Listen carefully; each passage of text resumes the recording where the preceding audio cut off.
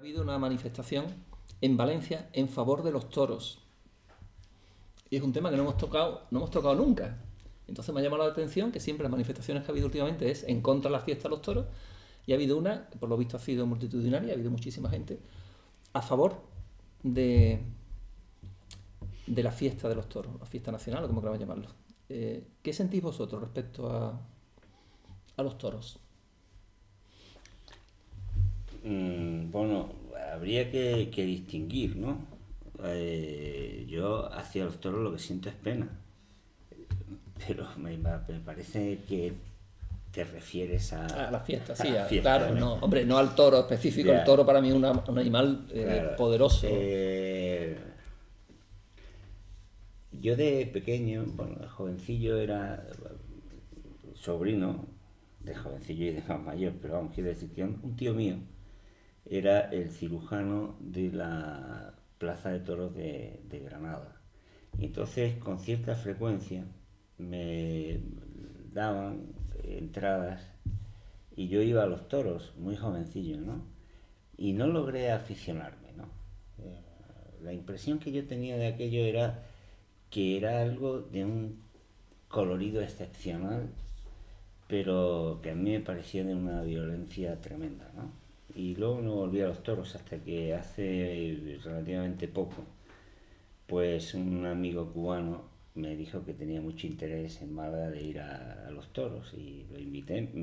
Comprobé entonces, yo creo que debía de ser la primera vez que yo pagaba una entrada de toros, que era carísimo. Y, y tuve la mala suerte de que pillaron ese día al cordobés. Y yo que soy sumamente sensible hacia la violencia, pero más si la violencia se traduce en herida, ¿no? Es algo que me supera, ¿no? Por razones que no vienen al caso ahora. Me tuve que ir, ¿no?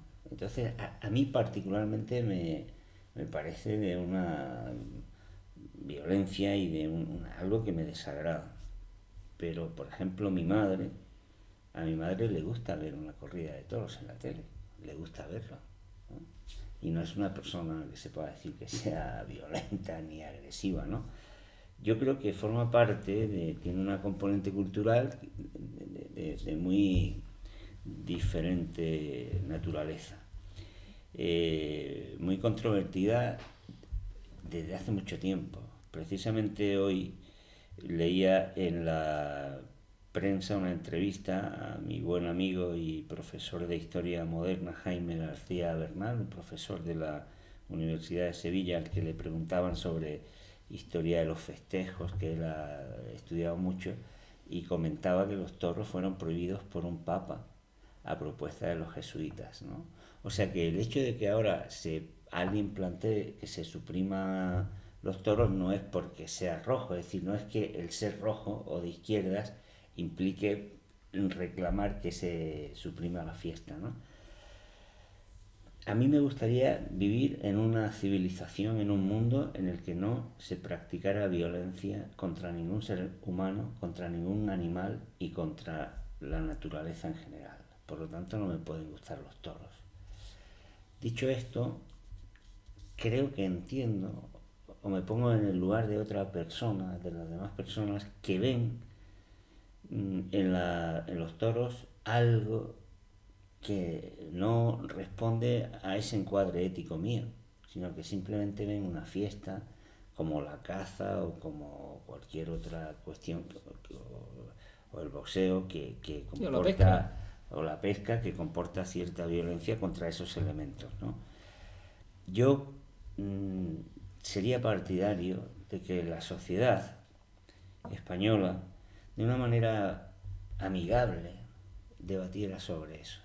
No en términos de a favor o en contra, de prohibición, no prohibición, porque esas dialécticas del todo o nada, a mí me parece que lo que hacen es tomar, que la gente tome unas posiciones de muy difícil diálogo.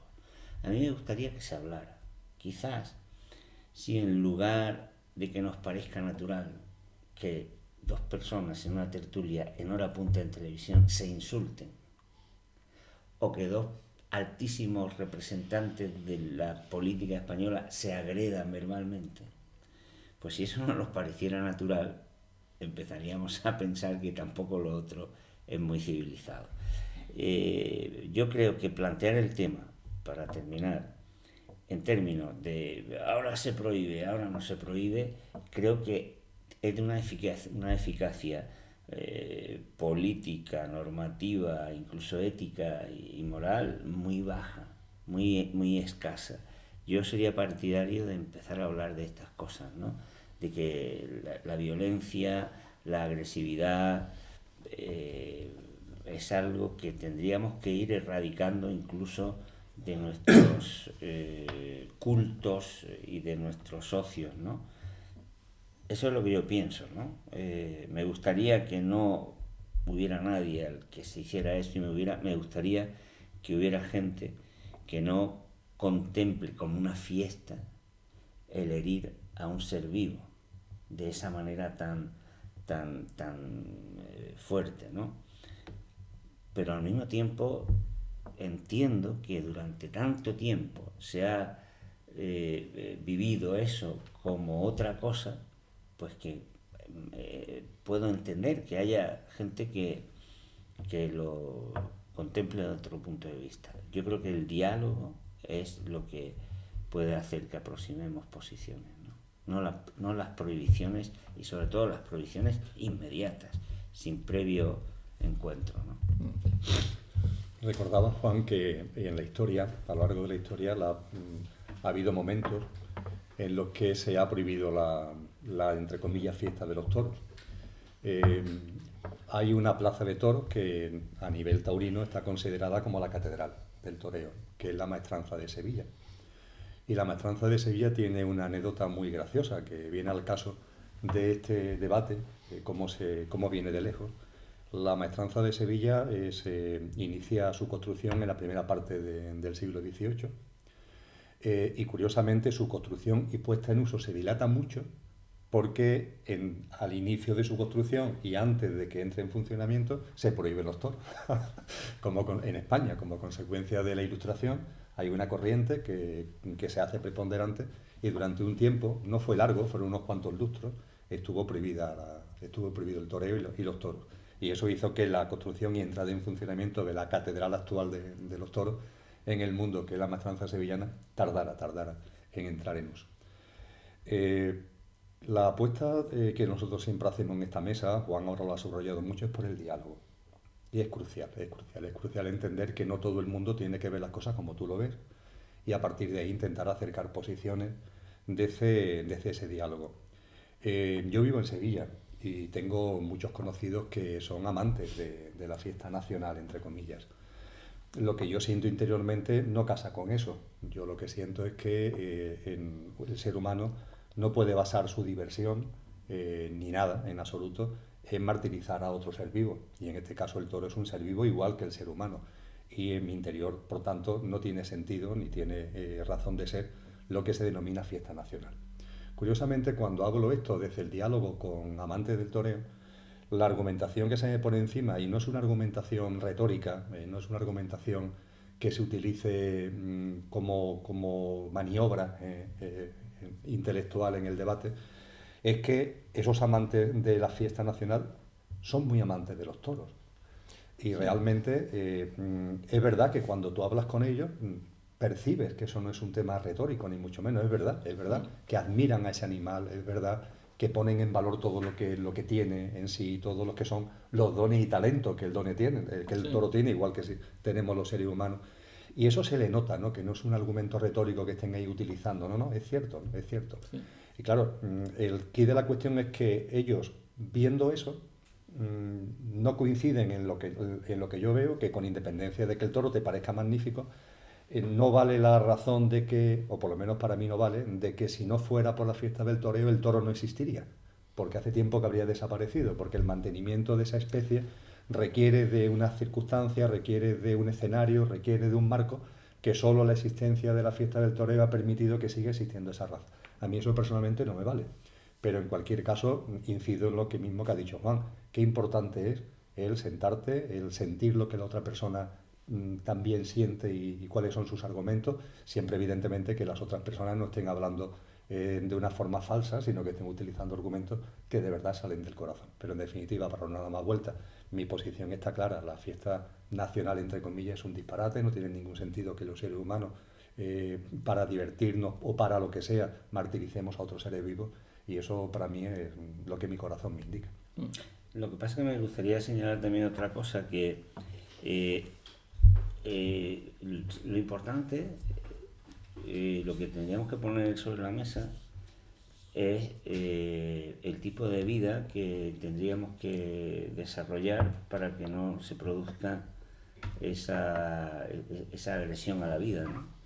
Entonces, también dentro de los procedimientos poco eficaces, me da a mí la impresión que es el de seleccionar solo uno, porque claro, cuando el problema de la ética de la vida lo centras en una, y no ya en un diálogo, sino en una prohibición de algo que otra gente no lo ve así, pues es muy difícil llegar a acuerdo. Y sin embargo, si lo pusiéramos, si el planteamiento de una forma más genérica, ¿no? Es que no es solo los toros. Sí. O sea, es que a mí me parece cínico, contradictorio por lo menos, que hagamos aquí que prohibamos mañana los toros y que usted esté permitiendo que en los supermercados se estén vendiendo pollos que han sufrido más, lo mismo o más que el toro, ¿no? Entonces, es que no es ni siquiera eficaz, ¿no? No es ni siquiera eficaz. Yo a veces se lo digo a amigos que ahora, o amigas que tienen estas nuevas responsabilidades y tal, es que hay que prohibir eso. Digo, es que no vas a lograrlo y no estás abordando la filosofía, la cosmovisión que hay detrás. Abordemos de una manera más genérica el asunto de que hay que respetar a un ser vivo, y a lo mejor luego nos encontraremos con la sorpresa de que la gente lo entiende mucho mejor, ¿no? Porque hay otras maneras mucho más, incluso mucho más dramáticas, ¿no? E incluso sería posiblemente más eficaz para llegar a esa ética de la vida, que en la periferia tiene que ver con unos cuantos o unos cientos de toros que maltratan al año en España, pero que en el centro de la problemática está suponiendo agresión a los seres humanos. O sea, que es la misma ética la que tiene que ver con las dos cosas. Entonces, situar el debate en la periferia, que al final es un caso concreto, ¿no? Es como si hiciéramos un debate nacional sobre las peleas de gallos. Pues sí, claro, es correcto que los suprimamos, y los que hacen ahí apuestas estarían diciéndonos, pero es que esa no es el detalle, no es el hecho concreto, ¿no? Sino el vivir en una civilización que no se plantea que la vida se soporte sobre la agresión a la vida. Y esa es la cuestión que requiere diálogo, debate y condena. No lo que ocurre eventualmente en una periferia, que al fin y al cabo es una expresión muchas veces hasta inocente, en el sentido de que hay, o sea, no hay quien trate mejor, curiosamente, a un toro que el que al final luego lo mata, ¿no? Curiosamente, ¿no? Mientras que hay otros aspectos, o sea, el que mata y el que hace sufrir. Hay unos vídeos sobre cómo se crían los pollos, ¿no? Que, vamos, no tiene nada que ver, porque además lo haces por dinero. Al fin y al cabo el ganadero gana dinero con eso, pero no creo que sea ni mucho menos una cosa como que... Sí, con los pollos, con los cerdos, las explotaciones porcinas son auténticos campos de concentración, ¿no? En muchísimos casos, ¿no? Situando el tema efectivamente, como dice Juan, ¿no? En la periferia, hay un elemento que es clave, ¿no? Y ocurren tantas cosas, ¿no? De la vida, no entender que las cosas están a tu servicio, no entender que las personas están a tu servicio, no ir por la vida creyendo que tú eres el centro del universo y que todo está a tu disposición, y que en función de lo que tú necesites, de lo que tú quieras, de lo que tú desees, etcétera, de tu satisfacción en definitiva, todo vale, ¿no? Me gusta recordar en este sentido que hoy se consideraría un disparate que alguien mantuviera lo que en la ciencia se llamó la teoría egocentrista, que fue la que prevaleció hasta hace 4 siglos. A mí me gusta en ese sentido poner de manifiesto cómo hace 380 años aproximadamente, un poquito menos, Galileo Galilei fue juzgado por la Inquisición y fue condenado por mantener que la Tierra no es el centro del universo y que no es el Sol el que gira en torno a la Tierra, sino que la Tierra es el que gira en torno al Sol. Debido a ello fue encarcelado, fue juzgado, iba a ser ejecutado y se retractó, aunque al final de su vida se dice que dijo aquello de y sin embargo se mueve, ¿no? Haciendo referencia, ¿no? La Tierra es la que se mueve, pero en fin, lo cierto es que se retractó en el proceso inquisitorial que se hizo sobre él. Hoy, cuando ya la ciencia ha avanzado tanto, insisto, no han pasado ni 4 siglos, el mantener que la Tierra es el centro del universo no lo mantiene nadie, es un auténtico disparate. Sin embargo, curiosamente y paradójicamente, hay muchísimos seres humanos que ellos se creen el centro del universo. Ya nadie mantiene que la Tierra lo sea, pero hay muchas personas que creen. Y no, quizá no lo crean desde el punto de vista consciente, pero en su día a día, en su forma de moverse, en su forma de vivir, ponen de manifiesto que todo está a su alrededor. Las cosas e incluso las personas. Y por supuesto la naturaleza y el planeta. Hay una parte de la humanidad, sin embargo, que está sintiendo cada vez más que el planeta no nos pertenece, sino que nosotros pertenecemos al planeta. Hay por ahí una película, que no recuerdo ahora el título, que tiene como protagonista a New River, creo que es de antes de la película Matrix, creo, en donde él interpreta a un extraterrestre que llega a este mundo y lo está evaluando. Y en una de las reflexiones que hace con una chica que lo acompaña, una terrestre de la que se hace amigo, una de las cosas que él pone de manifiesto es precisamente cómo que el planeta es vuestro. Porque ella dice en un momento, nuestro planeta, dice, ¿cómo que vuestro planeta? ¿Cómo que vuestro planeta? ¿Eso de vuestro planeta qué es? La madre tierra, la tierra no es vuestra, al contrario, sois vosotros una especie que vivís gracias a la tierra, ¿no?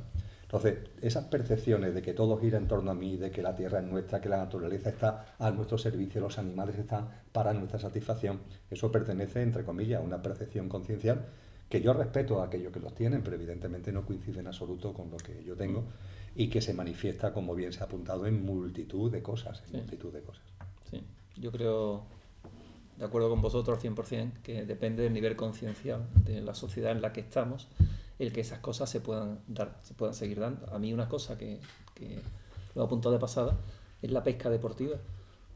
Y digo, tú imagínate, aquí me dice, no, yo hago la pesca deportiva, ¿y eso qué es? Cojo el pescado, al pez, le quito el anzuelo, me hago una foto nomás y lo vuelvo. Digo, tú te imagínate a tu hija que lo cogiera un gigante, le arrancara media cara. O un extraterrestre, un alienígena que un tercero, sí, le arrancara media cara por deporte y después la volviera. Digo, pero qué burrada me estás diciendo, pesca deportiva.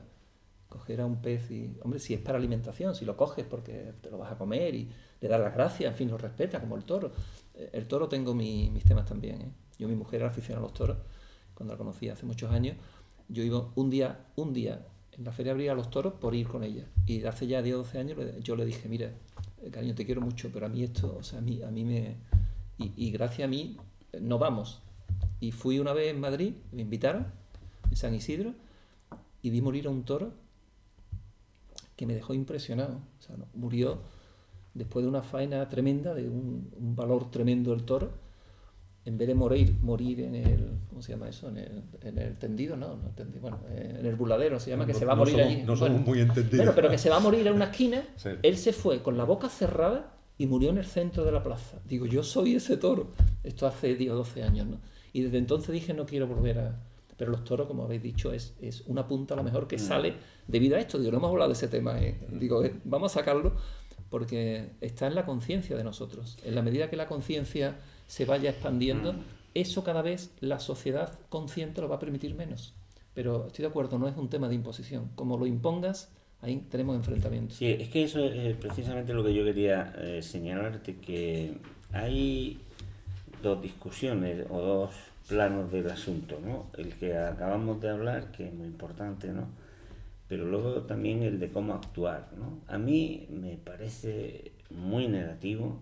Y yo creo que estos movimientos o corrientes o fuerzas que aparecen ahora en gobiernos con cierto carácter alternativo tendrían que ser de otro tipo, ¿no? O sea, estamos criticando, yo creo con razón, que la democracia no es real, que esto no es la manera en que nos pueden representar, y no puede ser por la misma razón que tú llegues y a la primera de cambio diga no a los toros.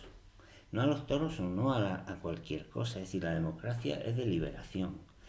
Tienes que deliberar sobre eso. Por muy claro que esté, si está el tema muy claro, pues mejor, porque tardaremos muy poco en resolverlo, ¿no? Pero hay que deliberar, incluso aunque haya una sola persona.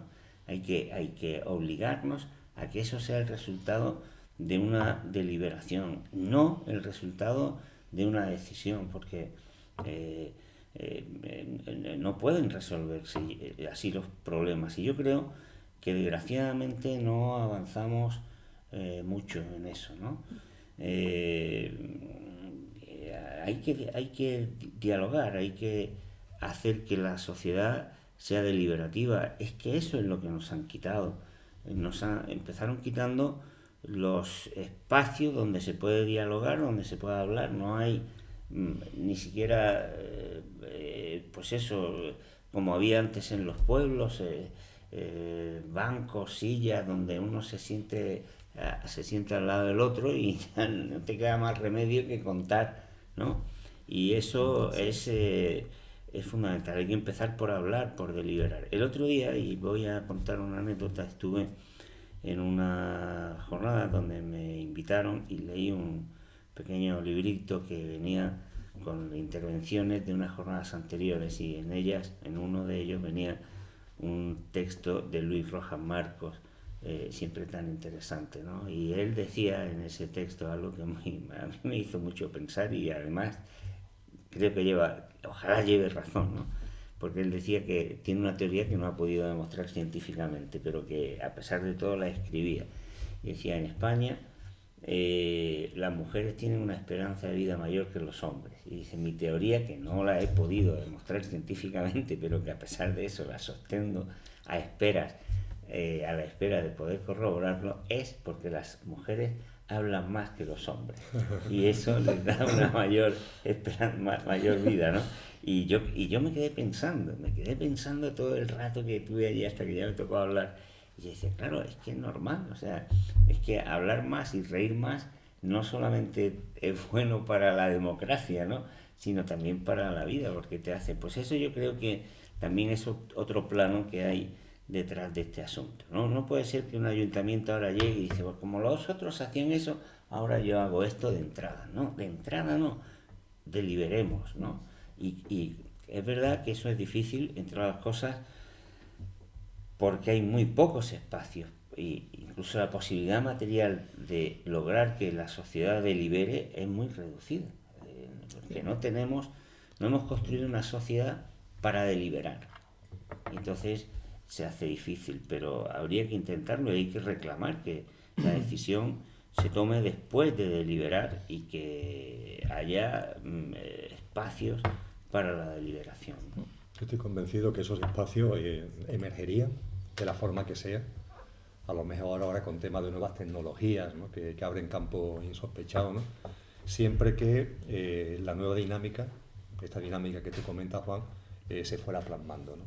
Y quizás no hace falta que se plasme de una forma en grandes cosas, sino precisamente también en todas estas pequeñas cosas, ¿no? ¿Cuántas veces en las tertulias que mantenemos hemos compartido la diferencia de abordar determinado asunto, el que sea, desde una dinámica que es de confrontación y una dinámica que es de diálogo? Es que no tiene nada que ver.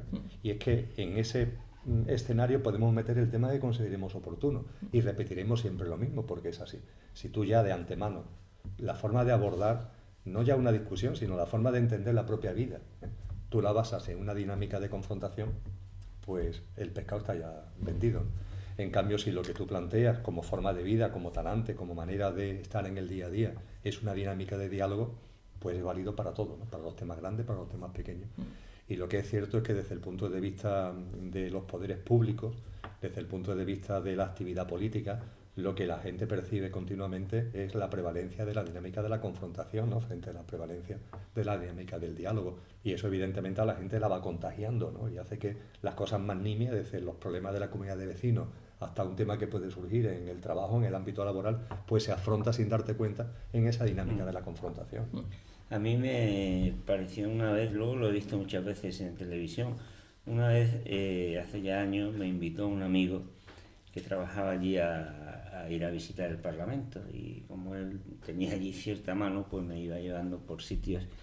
Y la primera vez que yo entré en el hemiciclo fue por una puertecita de arriba. Lo primero que choca es en las Cortes, digo, en España, ¿no? Es que es pequeñito. Y estaba hablando un tipo allí, que no recuerdo quién era, y estaba medio vacío. A mí me dieron ganas de salir y decirle, pero serán ustedes sinvergüenzas. Pero ¿cómo que? Pero si tienen que estar aquí. O sea, eso sería lo primero que tendría que estar prohibido. Hablar, ¿no? Es que cuando un Por lo representante, escucha, por lo menos, o por lo menos está, si no quieres escuchar ya no te puedo controlar. Primero estar y después escuchar. Y después ya ser posible que escuche.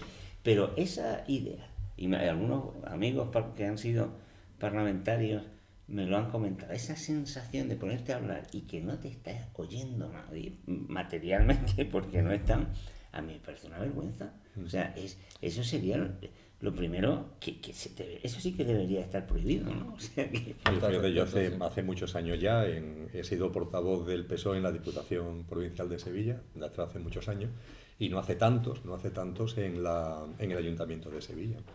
Y la verdad, estoy recordando, en el caso de los ayuntamientos no sucede ese abandono, ¿no? de los escaños que sucede en los parlamentos. Son recintos más pequeños y eso no es pensable, ¿no? Además las votaciones son continuas, con lo cual que no te da tiempo ni siquiera de ir al servicio. Pero lo que sí es cierto es que las posiciones, el orden del día, las posiciones de los grupos políticos están adoptadas antes. Y da exactamente igual los argumentos que se utilicen durante el debate, ¿no? Y a veces son debates muy largos, a veces un debate puede durar una hora y media, pero da igual, porque ya las posiciones, yo a esto voy a votar que no, o voy a votar que sí, me da exactamente igual. Y los argumentos que puede utilizar la otra persona.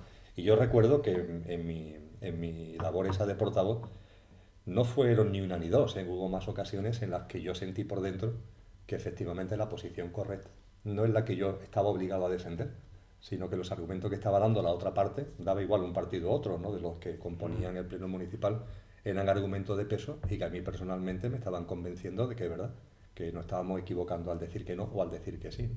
Pero no hay margen, no es posible. El propio juego político impide por completo que haya ahí cualquier medida de decir, oye, un momento, no, tiempo muerto, vamos a recapacitar nosotros desde el grupo. Eso es un imposible. Cualquier alineamiento con el partido de enfrente es una traición, ¿no?